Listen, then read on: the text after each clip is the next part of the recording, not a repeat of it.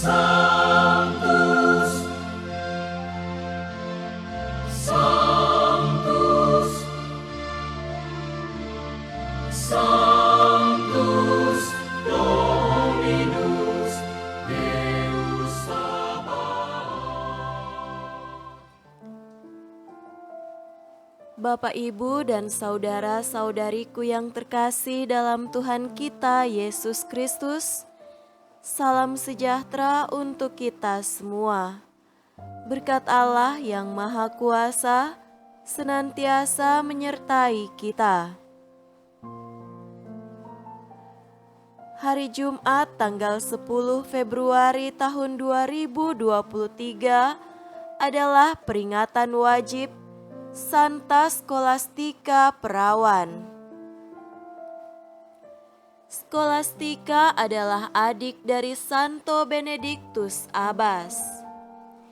Ia juga menjadi biarawati dan tinggal di dekat biara kakaknya di Monte Cassino, Italia. Setiap tahun, ia selalu mengadakan pembicaraan rohani dengan kakaknya.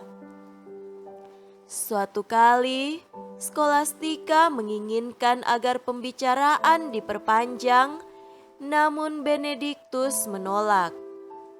Maka Scholastica berdoa dengan kusyuk, sehingga turunlah hujan badai yang sangat hebat dan menghalangi keduanya untuk meninggalkan tempat pertemuan mereka. 3 hari kemudian, Scholastica wafat dan pada saat yang sama, Benedictus melihat adiknya itu dalam rupa burung merpati naik ke surga. Santa Scholastica seringkali dijadikan penolong untuk mohon cuaca yang baik. Ia meninggal pada tahun 543 dan dikuburkan di Monte Cassino dalam kubur yang telah disiapkan untuk Benedictus.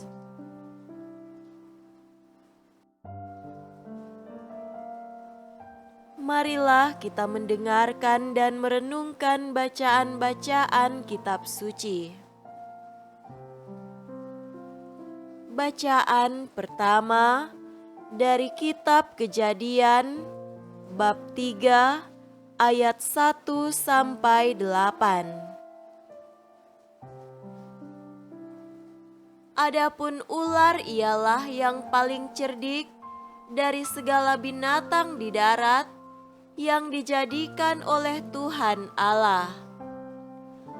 Ular itu berkata kepada perempuan itu, "Tentulah Allah berfirman, semua pohon dalam taman ini jangan kamu makan buahnya, bukan?"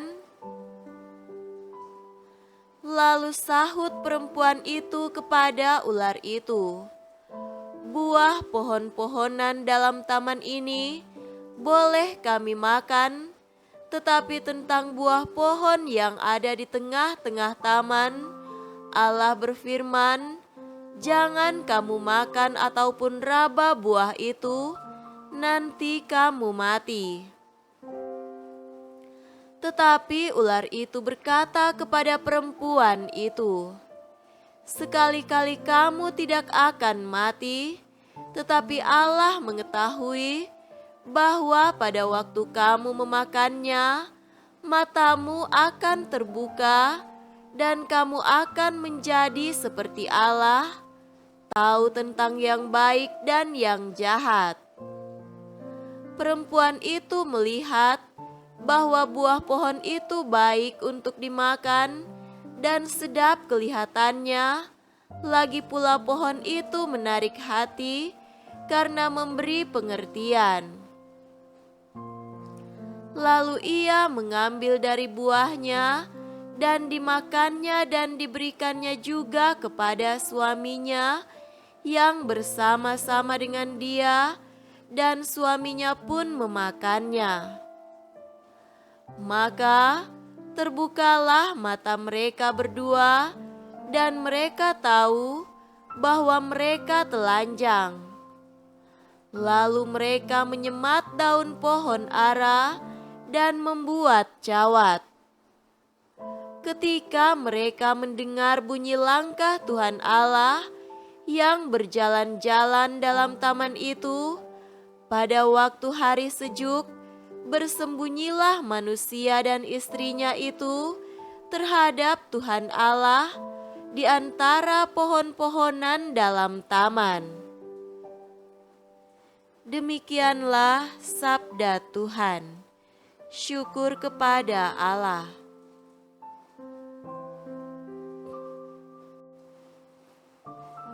Semoga Tuhan beserta kita sekarang dan selama-lamanya. Inilah Injil suci menurut Markus. Dimuliakanlah Tuhan. Injil Markus bab 7 ayat 31 sampai 37.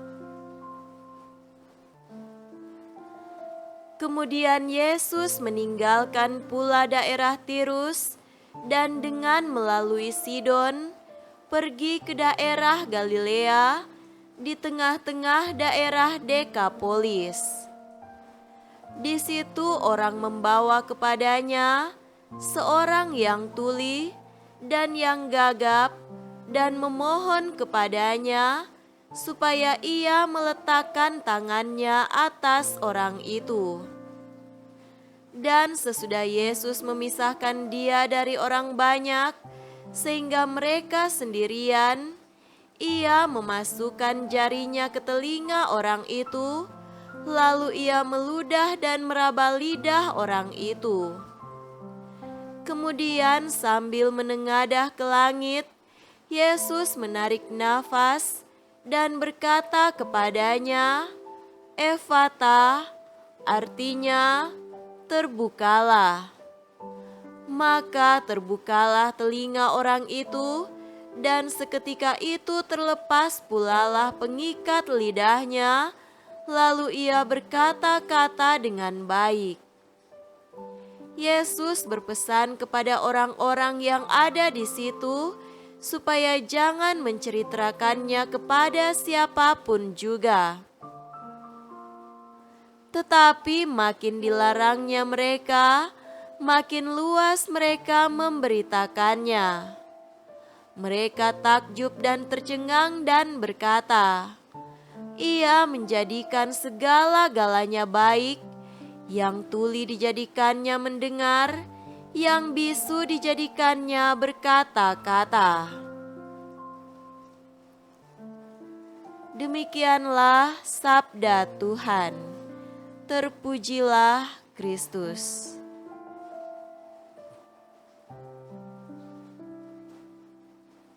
Saudara-saudariku yang terkasih dalam Tuhan kita Yesus Kristus, tema renungan kita pada hari ini adalah mengenal kerapuhan dan tekad untuk disembuhkan.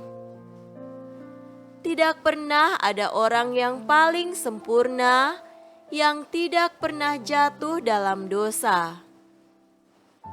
Setiap orang dalam pengalamannya masing-masing pernah terjerumus dalam situasi itu. Banyak orang juga dengan rendah hati mengenali dirinya dengan segala kerapuhan dan dosa-dosanya. Kerendahan hati itu terutama terlihat dalam ketulusan mengakui perbuatan-perbuatan yang tidak benar yang telah mereka lakukan. Biarpun demikian, setelah sadar dan mengetahui kelemahannya, banyak di antara mereka tidak tahu bagaimana mereka harus memulai hidup secara benar setelah mengenal kesalahan-kesalahan mereka. Mereka kemudian jatuh kembali dalam hal-hal yang tidak benar yang selalu mereka lakukan. Orang tidak tahu, lemah tekad, pembenaran diri, tidak serius, tidak peduli dan masa bodoh dengan pentingnya komitmen untuk itu. Saudaraku terkasih, bacaan pertama hari ini dari kitab Kejadian berbicara tentang perintah untuk mewaspadai godaan kerapuhan manusia itu sendiri. Hal itu dikisahkan dalam diri Hawa dan Adam, suaminya di Taman Firdaus.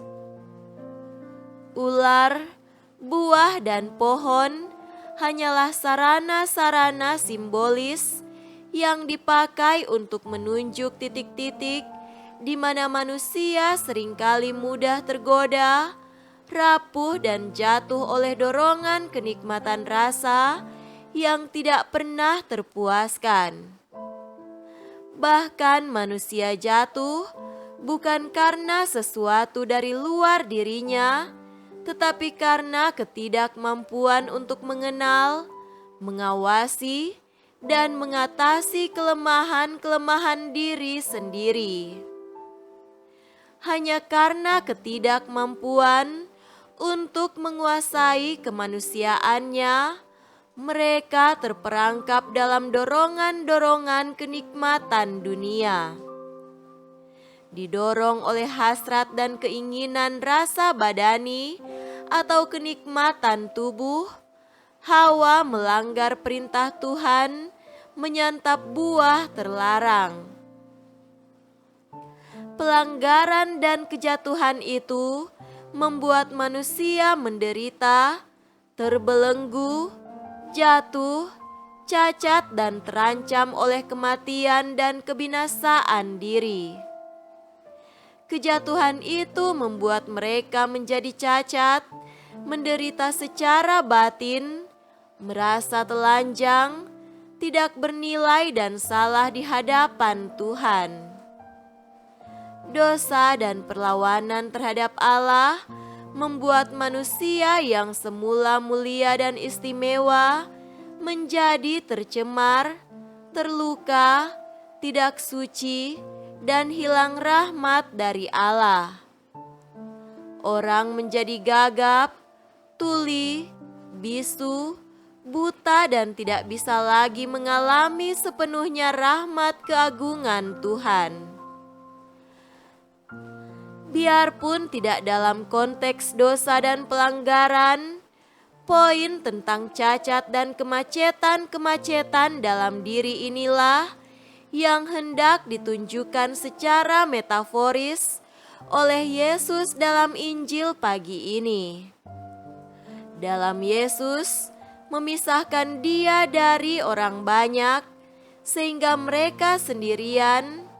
Ia memasukkan jarinya ke telinga orang itu, lalu ia meludah dan meraba lidah orang itu. Kemudian, sambil menengadah ke langit, Yesus menarik nafas dan berkata kepadanya, "Efata," yang berarti terbukalah. Maka terbukalah telinga orang itu, dan seketika itu terlepas pulalah pengikat lidahnya, lalu ia berkata-kata dengan baik. Tuhan menyentuh telinga tuli dan mulut gagap, tujuannya tidak sekedar untuk menyembuhkan orang secara fisik, tetapi secara simbolis hendak menolong orang untuk kembali menjadi manusia yang baru.